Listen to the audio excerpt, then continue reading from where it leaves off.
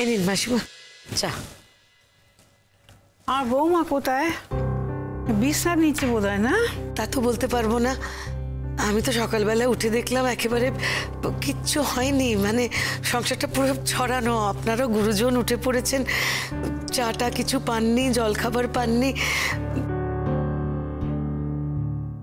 এখন তো এটা আমারই সংসার, আমাকে তো দায়িত্বটা নিতে হবে। তাই আমি ভাবলাম যে নিজে থেকে। বৌভাতে পর দিন থেকে দায়িত্ব নিতে, সংসারের দায়িত্ব নিতে শুরু করলে কেন? সে কি কথা বাবা, বিয়ের পর আমি কোনো কাজ করতাম না বলে আমাকে কথা শোনাতে, এখন একজন নতুন বিয়ে করে এসে সংসারের দায়িত্ব নিতে চাইছে, তাকেও কথা শোনাচ্ছ?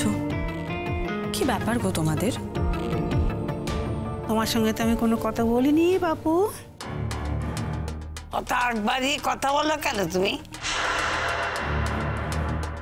তোমার সঙ্গে এখানে কে কথা বলছে? এটা আবার কি বলছো বড় ঠাম্মি? ও তো কথা বলবেই, ও এই বাড়িতে আছে যখন কথা বলবে না? মানে যতক্ষণ এই বাড়িতে আছে কথা তো বলবেই, এটা তো স্বাভাবিক। না না ঠিক আছে, বর্ষা এ নাও চা। বুবলাই মাসি বলছি যে। হ্যাঁ গো শুনছো, এ না চা। আমি তো তোমার কাছে চা চাইনি। সে কি, সবার জন্য চা বানালাম। এই বাড়িতে চা করার দায়িত্ব তোমাকে দেওয়া হয়নি। কি আশ্চর্য নতুন কাকু, একজন ভালোবেসে নিজের ইচ্ছে চা বানাচ্ছে আর তুমি। বুবলাই, আমি তোমার কাছ থেকে কোনো কথা শুনতে চাই না।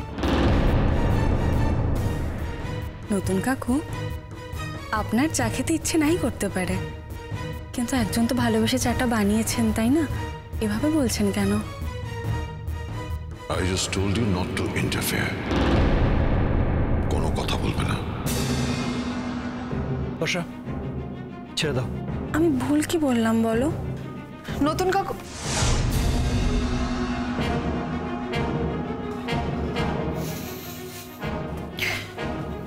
বলছি যে মা কোথায় জানো তুমি? আমি তো জাস্ট ঘর থেকে এলাম, তুই জানিস না তোর মা কোথায়? না, আমি ঘুম থেকে উঠে তো কোথাও দেখতেই পাচ্ছি না। কোথায় গেল বলো তো ঠাম্মি? জানো মা কোথায়? বলতে পারছি না রে, বৌমাকে দেখছি না, আর কুচিকেও দেখছি না। কুচি তো স্কুল যাওয়ার কথা, তো এত সকালে তো যায় না, কে জানে বৌমার সঙ্গে কোথাও গেল নাকি। বৌমাকে তো দেখছি না। তুমি জানো? আমি আমি কোত্থেকে জানবো? আমি তো সাত সকালে উঠে দেখলাম অলক্ষী সংসারের মতো সব ছড়ানো ছেটানো। গুরুজনরা উঠে গেছেন, কোনো চায়ের ব্যবস্থা নেই, তাদের জল খাবারের ব্যবস্থা নেই। সেজন্যই তো আমি বাধ্য হয়ে। তুমি তো সবে দুদিন হলে এসেছো, এতকাল তো বৌমাই সব ব্যবস্থা করেছে। এই দুদিন এসে নিজের বাহবা নিতে চেও না।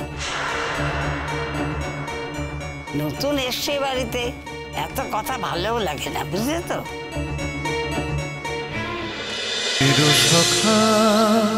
চিরসখা সোম থেকে রবি প্রতিদিন রাত ৯টায় স্টার জলসায় ও জিও হটস্টারে।